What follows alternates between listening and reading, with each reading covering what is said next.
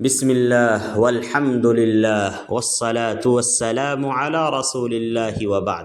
صحیح بخاری کی کتاب الاعتصام بالکتاب والسنہ سے آج کی حدیث پیش خدمت ہے۔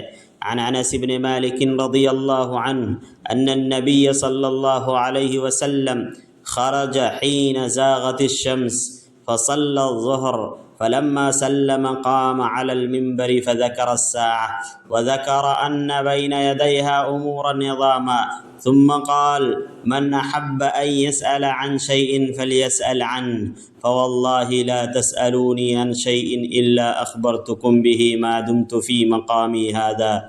قال أنس فأكثر الناس البكاء وأكثر رسول الله صلى الله عليه وسلم أن يقول سلوني.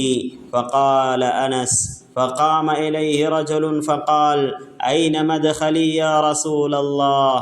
قال النار. فقام عبد الله بن حذافة فقال من أبي يا رسول الله؟ قال أبوك حذافة. قال ثم أكثر أن يقول سلوني سلوني.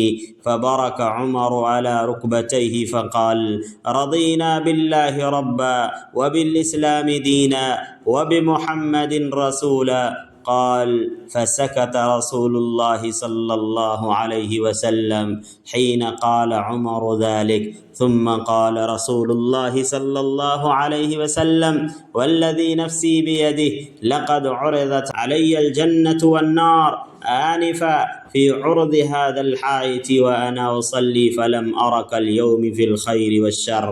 حضرت انس بن مالک رضی اللہ عنہ کہتے ہیں کہ نبی اکرم صلی اللہ علیہ وسلم ایک دن اس وقت باہر تشریف لائے جب سورج ڈھل چکا تھا۔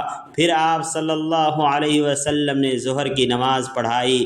جب آپ صلی اللہ علیہ وسلم نے سلام پھیرا تو منبر پر تشریف فرما ہوئے اور قیامت کا ذکر فرمایا اور یہ ذکر کیا کہ قیامت سے پہلے بڑے بڑے ہولناک واقعات پیش آئیں گے۔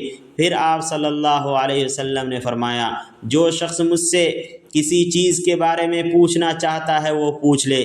اللہ کی قسم جب تک میں اپنے اس مقام یعنی منبر پر موجود ہوں تم مجھ سے جس چیز کے بارے میں بھی سوال کرو گے میں تمہیں اس کی خبر دے دوں گا۔ حضرت انس رضی اللہ عنہ بیان کرتے ہیں کہ آپ صلی اللہ علیہ وسلم کے جلال اور غصے کی وجہ سے لوگ زار و قطار رونے لگے اور رسول اللہ صلی اللہ علیہ وسلم بار بار فرمانے لگے مجھ سے پوچھو۔ اتنے میں ایک شخص کھڑا ہوا اور اس نے پوچھا یا رسول اللہ میرا ٹھکانہ کہاں ہے؟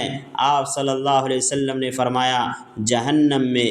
پھر عبداللہ بن حذافہ رضی اللہ عنہ کھڑے ہوئے اور پوچھا یا رسول اللہ میرا باپ کون ہے؟ آپ صلی اللہ علیہ وسلم نے فرمایا تیرا باپ حذافہ ہے۔ پھر آپ صلی اللہ علیہ وسلم بار بار یہی فرماتے رہے مجھ سے پوچھو مجھ سے پوچھو۔ یہ دیکھ کر حضرت عمر رضی اللہ عنہ اپنے گھٹنوں کے بل بیٹھ گئے اور عرض کیا ہم اللہ کے رب ہونے پر، اسلام کے دین ہونے پر اور محمد صلی اللہ علیہ وسلم کے رسول ہونے پر راضی اور خوش ہیں۔ حضرت انس رضی اللہ عنہ کہتے ہیں کہ جب حضرت عمر رضی اللہ عنہ نے یہ عرض کیا تو رسول اللہ صلی اللہ علیہ وسلم خاموش ہو گئے۔ پھر رسول اللہ صلی اللہ علیہ وسلم نے فرمایا اس ذات کی قسم جس کے ہاتھ میں میری جان ہے ابھی جب میں نماز پڑھ رہا تھا تو اس دیوار کے سامنے مجھ پر جنت اور دوزخ کو پیش کیا گیا تھا، بس میں نے خیر یعنی بھلائی اور برائی میں آج جیسا منظر کبھی نہیں دیکھا۔ اس حدیث سے کئی فوائد مستنبط ہوتے ہیں جن میں سے چند یہ ہیں۔ نمبر 1 یہ حدیث آپ صلی اللہ علیہ وسلم کے واضح معجزات میں سے ہے جہاں اللہ تعالیٰ نے آپ کو منبر پر بیٹھے ہوئے مستقبل کے احوال، سائلین کے نسب اور ان کے اخروی ٹھکانے کی غیبی خبریں عطا فرمائیں۔